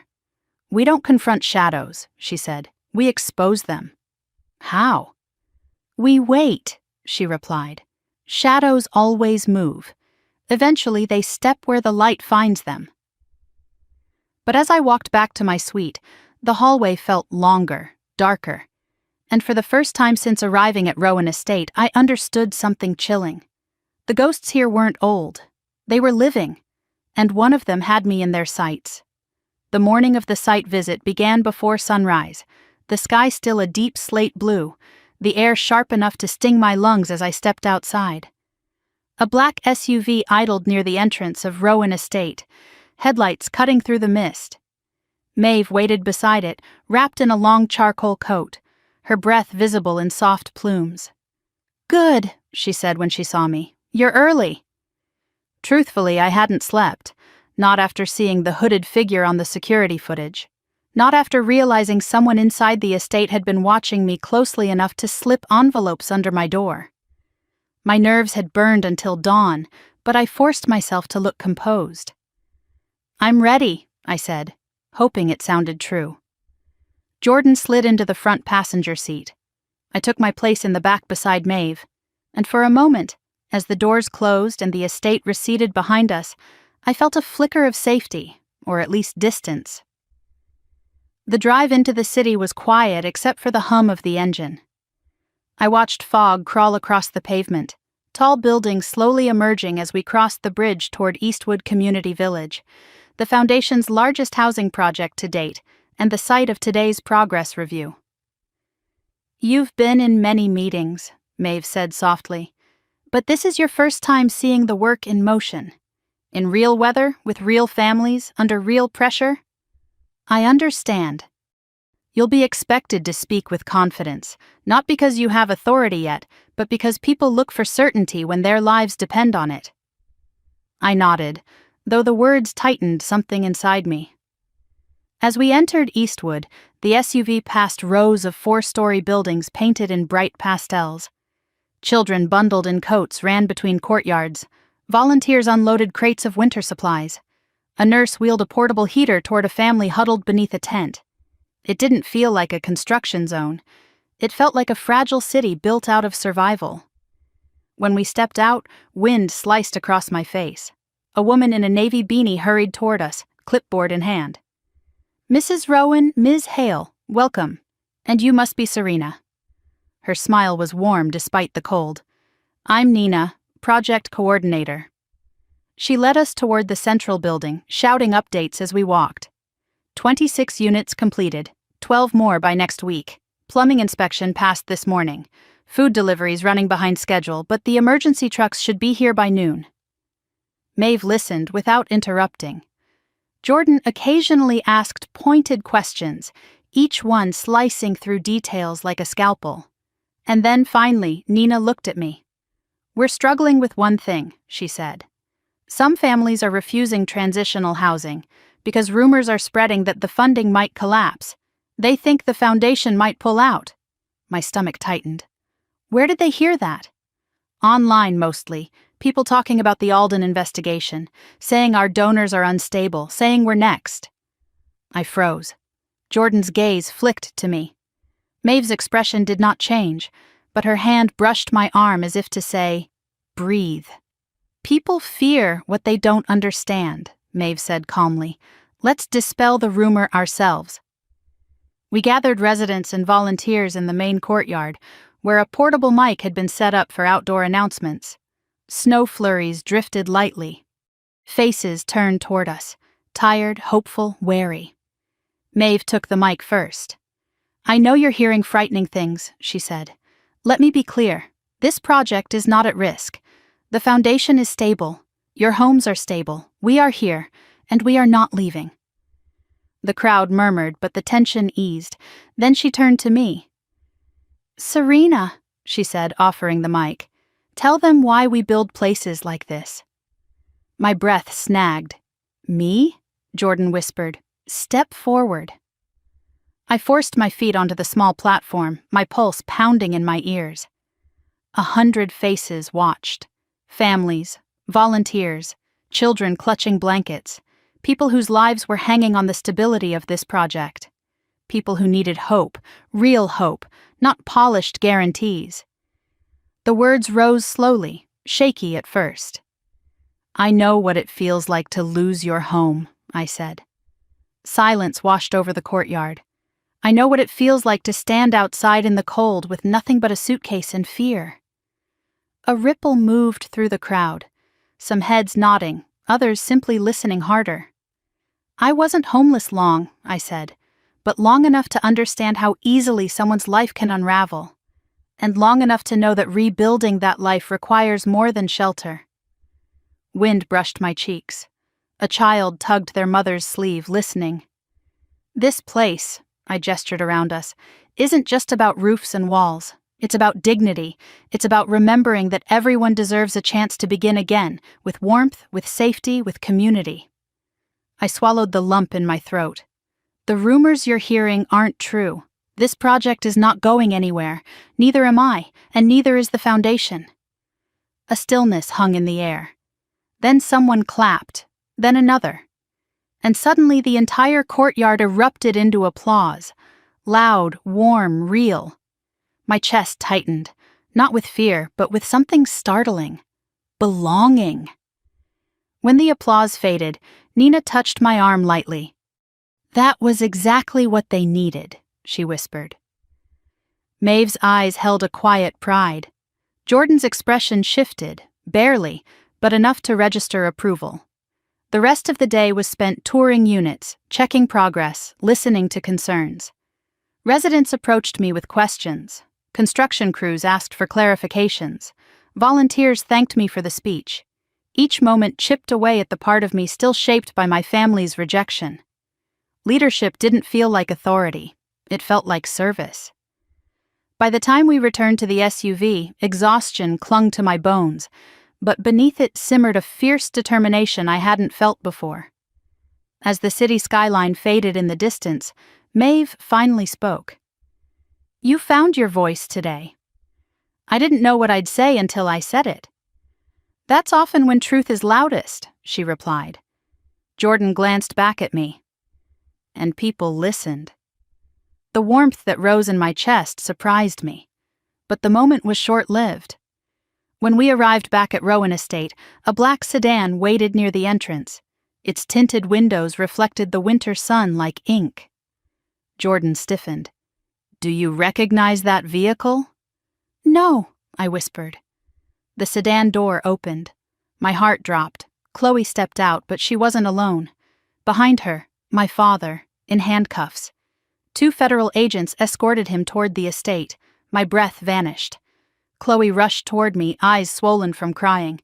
Serena, please don't let them take him. Step back, one agent ordered. My father's gaze locked onto mine, burning with a mix of shame, fury, and something more desperate. Serena, he rasped, help me.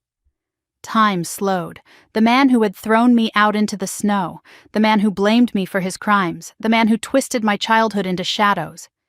He reached for me with cuffed hands. For the first time in my life, I didn't move toward him. Maeve stepped beside me, her presence steady. This is not your burden, she said softly. But my father's voice cut through the cold air. You think she cares about you? He spat. You're just a tool, Serena, a charity case she can parade around. You'll never belong here. Pain lanced through me, sharp and familiar. But this time, it didn't anchor me. It ignited something. Strength. I met his gaze and spoke clearly, steadily. I belong wherever truth matters. That's why you don't. His face twisted, fury overtaking fear. The agents pulled him toward the sedan. Chloe broke into sobs, collapsing to her knees as they drove away. And I stood still. No shaking, no breaking, just breathing. Maeve touched my arm. You chose integrity today. Again. Jordan nodded slowly, a rare softness in her eyes. You're no longer running from your past, she said. You're confronting it. I exhaled. Snow began to fall, quiet, soft flakes settling across the estate like a promise. For the first time since Christmas Eve, the cold didn't scare me. The news broke before sunrise. Front-page headlines, push alerts buzzing like angry insects across every screen in the Foundation's media room. By the time I arrived downstairs, half the staff was gathered around the monitors, faces pale in the cold glow of the televisions. Alden Heritage Homes. Full-scale, federal probe, expands.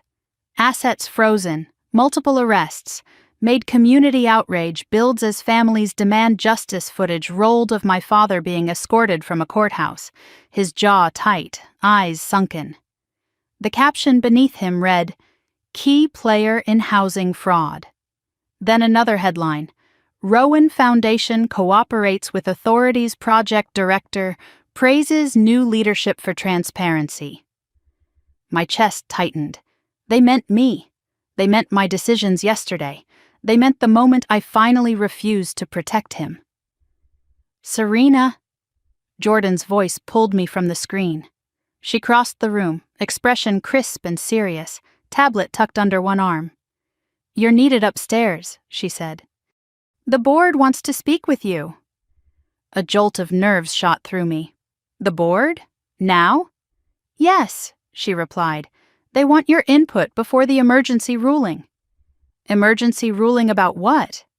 Your family, Jordan said simply, and the investigation's next phase. The words felt cold against my skin. She led me up the staircase to the main conference room. The board members were already seated, their files open, eyes sharp. Maeve sat at the head of the long table, her posture straight, her expression unreadable. The moment I stepped inside, every head turned toward me. Maeve gestured to the seat beside her. Serena, sit.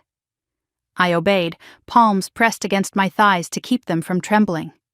The chairman, a man with steel-gray hair and a severe voice, began the meeting. We have evidence, he said, that unauthorized access to Foundation archives occurred repeatedly over the past year. Documents were leaked to external parties, including Alden Heritage Homes. His gaze landed on me. And some of those documents pertained to your father's activities. My breath hitched. I didn't know. I swear I didn't know. We understand that, he said. This is not an accusation, but your proximity requires transparency. Maeve placed a hand gently on my arm. Serena has been transparent since the day she arrived. A murmur of agreement rippled across the room. The chairman continued. Internal logs show that one of our senior staff members repeatedly accessed files outside their assigned purview. We believe these files were transferred to an external drive. I swallowed hard. Do you know who? He exchanged a grim look with Maeve. We do, she said softly. But we need you to hear it from us directly. The door opened. Clarence was escorted inside. My heart dropped. He looked fragile, older than before, tired, shoulders slumped as if bearing a weight far heavier than age. He didn't look at me. He couldn't. Maeve stood. Clarence, please tell them what you told us. He removed his glasses, rubbing at the bridge of his nose with trembling fingers. I didn't mean for it to go this far, he whispered. I only wanted to help an old friend. My voice cracked. My father? He nodded, eyes filled with regret. He came to me the first time years ago, back when Alden Heritage still had good standing. He said he needed files to complete an audit. I believed him. I thought I was helping a partner organization. And the recent leaks? Jordan asked. He swallowed hard. He told me the Foundation was conspiring against him, that he needed to defend himself, that he was innocent, and I believed him again. The betrayal hit with slow, crushing force. "You slipped notes under my door," I whispered. "Didn't you?" His face crumpled. "No, child. Never. I would never frighten you. I only leaked documents to him. I didn't know he meant to use them to hurt you." My pulse thundered in my ears. "But why didn't you stop? Why didn't you question him?" Clarence looked at me with eyes wet from years of guilt. "Because he said you were in danger, that the Foundation wanted to destroy your family, that if I didn't help him, something terrible would happen to you." A cold silence fell across the room. Maeve inhaled slowly, her expression carved from sorrow rather than anger. "Clarence has submitted his resignation," she said, "effective immediately." He nodded, shoulders shaking. "I'm so sorry, Serena." My throat tightened. I wasn't sure if I wanted to scream, cry, or collapse. "All this time," I whispered, "I thought someone was targeting me, someone inside the house. I thought it might be you." Clarence's face broke entirely. "I would sooner harm myself than you." Maeve stepped forward and placed a steady hand on his shoulder. "You have served this estate for 3 decades. Loyalty does not erase wrongdoing, but it does temper how we respond." Clarence's voice cracked. "I never thought he would hurt you." "He didn't," I whispered. "Not this time, but you almost did, by helping him." He bowed his head. "I know." Jordan escorted him out, her posture stiff but respectful. When the door closed, the room felt impossibly heavy. Maeve turned to me with eyes deep and steady. "You've had more truth revealed to you in the last weeks than most people face in a lifetime. How do you feel?" I exhaled shakily. Like everything I thought I understood about my past was built on lies. "Good," she said softly. "Now you can build something real." The meeting shifted to legal matters, project updates, plans for public statements, but all of it passed over me like wind. My mind was still with Clarence in that room, with the warmth of his guiding hand, with the quiet betrayal hidden beneath kindness. I didn't know which hurt more. Later that afternoon, after hours of briefings and statements and calls, I found myself in the grand hallway outside the archives, the very place where Clarence's name had once been engraved on a small brass plaque. Maeve joined me quietly. "Losing trust in someone you admired," she said, "is a particular kind of grief." "I trusted him," I whispered, "more than almost anyone here." "And he cared for you deeply," she replied, "but caring is not the same as protecting." I closed my eyes. "I don't know how to forgive this." "That is because you think forgiveness is release," she said. "It is not. Forgiveness is choosing not to carry someone else's mistakes as your own." The words settled into me like embers. Later, when I returned to my suite, I found another envelope under my door. My breath froze. But this time, when I opened it, there was no threat, no slanted handwriting, no ominous message, just a single, small object. A brass key. Attached to a note in Maeve's steady handwriting, "You are ready for the next door." My pulse quickened. I knew which door she meant.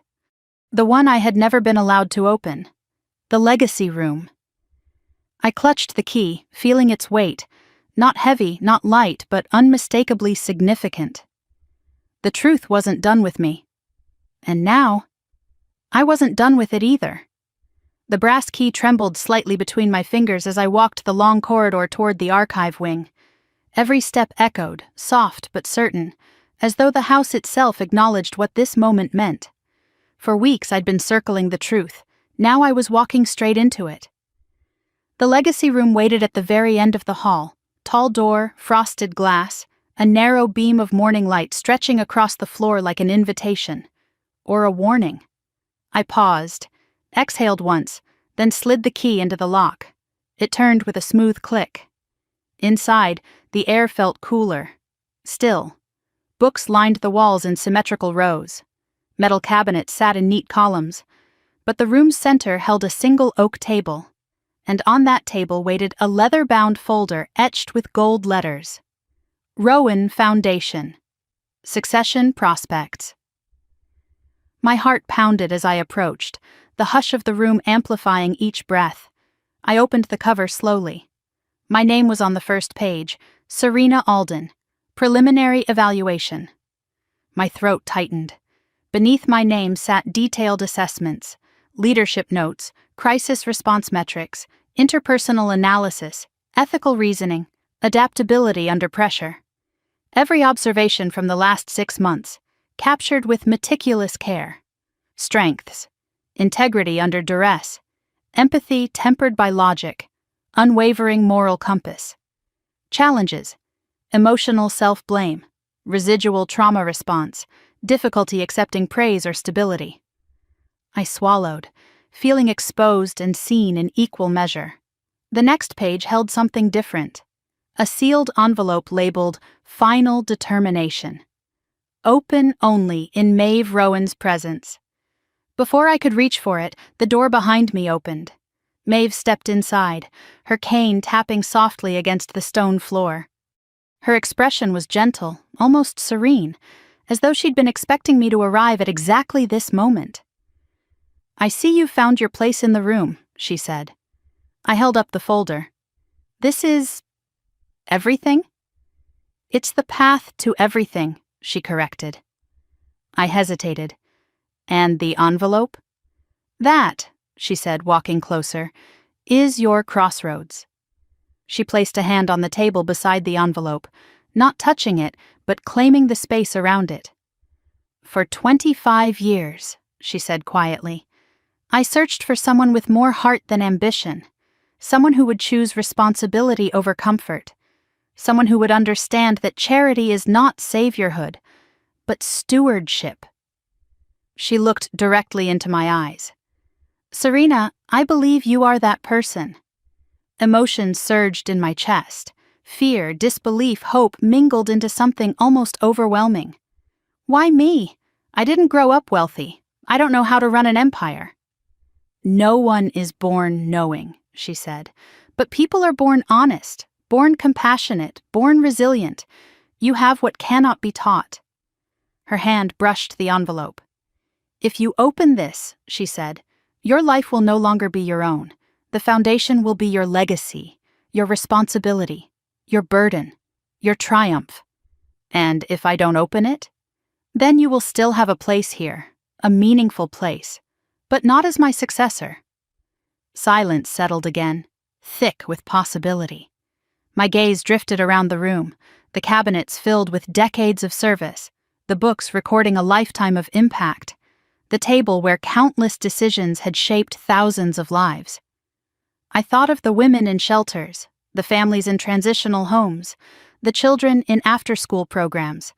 I thought of the girl I once was, sitting on a snow-covered bench with no home, no coat, no future.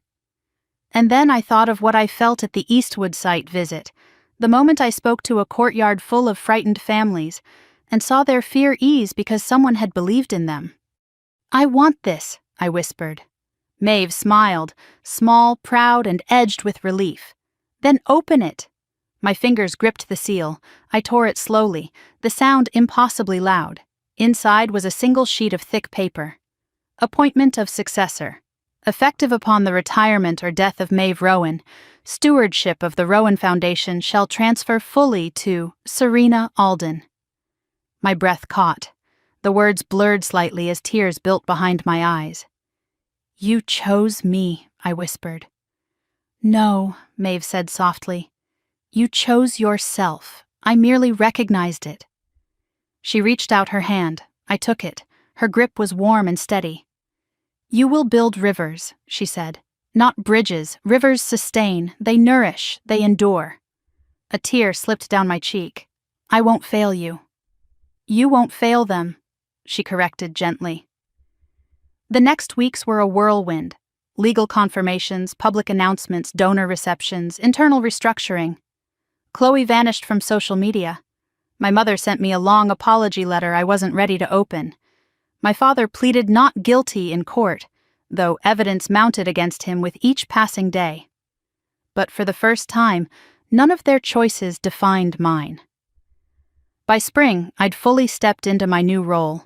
The day the press gathered for the announcement ceremony, the sky above the Foundation's headquarters was a soft, hopeful gold, like dawn extended just for us. Rows of journalists filled the courtyard. Staff lined the balcony railings. Partners from across the country arrived in sleek black cars. Maeve stood beside me on the stage, elegant in ivory, her smile serene but unmistakably proud. She spoke first, her voice carrying across the crowd. "Leadership is not inherited," she said. "Leadership is chosen. And today, I have chosen a successor who understands the heart of our mission better than anyone I have ever met." She turned to me. "Serena, take your place." My hands trembled as I stepped to the podium. Flashbulbs burst like stars. The cluster of microphones rose toward me. Hundreds of eyes waited. For once, I didn't shrink. "1 year ago," I began, "I had nowhere to go. I thought my worth had been decided by people who failed to see me. But the truth is this: no one can decide your worth except you." Silence fell, complete, reverent. This foundation exists for people who have been told they don't belong, for people who need a home, not just a house, for people who have been overlooked, underestimated, dismissed. The air warmed with applause, not loud yet, but building. I stand here today because someone chose to see potential instead of failure, and I promise to do the same for every person who steps through our doors. When the speech ended, the applause surged into a wave, washing over me like light. Someone handed me a bouquet. Someone else hugged me. Reporters shouted questions I didn't hear. All I could see was Maeve's proud, teary smile. Hours later, after the crowds dispersed, I slipped away to the quiet courtyard behind the building, the place where families gathered on weekends, where we held candlelight vigils for lost lives and celebrations for new beginnings. A little boy with mismatched gloves tugged at my sleeve. "Are you the new boss?" he asked. I knelt so we were eye level. "Something like that." He handed me a small dandelion, its petals bright despite the cool spring air. "For luck," he said. I smiled, truly smiled. "Thank you." He ran back to his mother, who waved at me with gratitude so pure it tightened my chest. This, I realized, was my home now. Not because of the power, not because of the title, but because I finally understood. Belonging isn't given, it's built, brick by brick, choice by choice, truth by truth. As I stood and watched families move through the courtyard, laughter echoing against the stone walls, I felt something shift inside me, a sense of completion, of reclamation, of quiet triumph. I had not just survived, I had risen. And I wasn't done rising. If you've ever fought your way through a storm you didn't deserve, if you've ever rebuilt yourself from pieces someone else shattered, tell me your story in the comments. And if you want more journeys of resilience, justice, and unexpected redemption, make sure you like this story and subscribe so you never miss what comes next. Your voice matters here. We rise together.